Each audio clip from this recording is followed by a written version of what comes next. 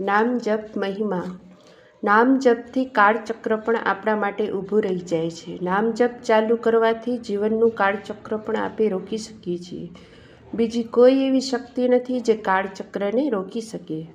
જીવનમાં અનેક કર્મોના લેખાજોખા જીવને ભોગવવા જ પડે છે. કરોડો વર્ષો સુધી જીવ ભોગવ્યા જ રાખે છે. માત્ર ને માત્ર નામ જપથી આ કર્મબંધનથી છૂટી શકાય છે. શ્રી રાધે શ્રી રાધે શ્રી રાધે, શ્રી કૃષ્ણ શ્રી કૃષ્ણ શ્રી કૃષ્ણ. નામ નિરંતર હંમેશા જપ ચાલુ રહે. જીવે હજારો વર્ષો સુધી 84 ભોગવી, મનુષ્ય અવતાર મળ્યો, સારા કર્મના ફળ ભોગવ્યા, ખરાબ કર્મના ફળ ભોગવ્યા, ફરી કર્મબંધનમાં બંધાતા ગયા, ફરી કર્મ કર્યા અને ફરી કર્મ ભોગવ્યા. એમ કર્મબંધનમાંથી જીવ છૂટતો જ નથી અને કાળચક્ર ફર્યા જ રાખે છે.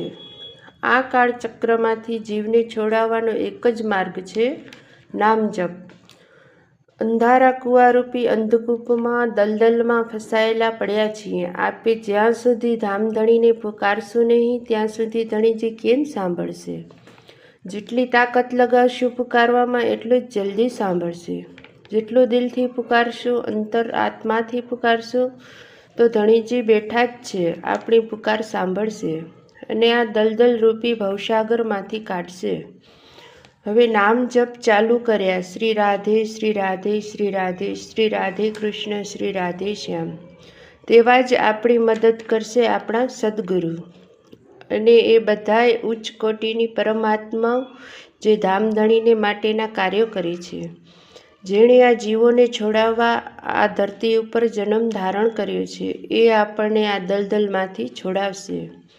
નામ જપથી જે કોઈને ગુરુ નથી તેને ગુરુ પણ મળે છે અને સદગુરુ પણ મળે છે.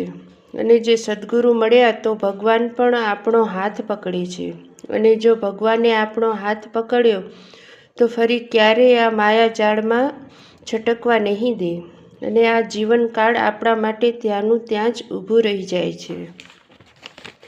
હવે જો કાળચક્ર ઊભું રહેશે તો શું થશે? તો જેણે નામ જપ શરૂ કર્યા એને આ જન્મ પછીના જે જન્મ લેવાના હતા તે હવે એ જન્મ જ નથી લેવાના અને આ પછીના જન્મમાં જે કર્મો ભોગવવાના હતા એ આ જ જન્મમાં ભોગવવાના રહેશે. કારણ કે નામ જપના બળે જીવનનું કાળચક્ર ઊભું રહે છે. આપણે પૂર્વના જન્મમાં જે કર્મો કર્યા છે એ પાછળના એક નહીં પણ અનેક જન્મો સુધી ભોગવવા પડે છે. સારા કર્મોના ફળ, માઠા કર્મોના ફળ અનેક જન્મ સુધી અનેક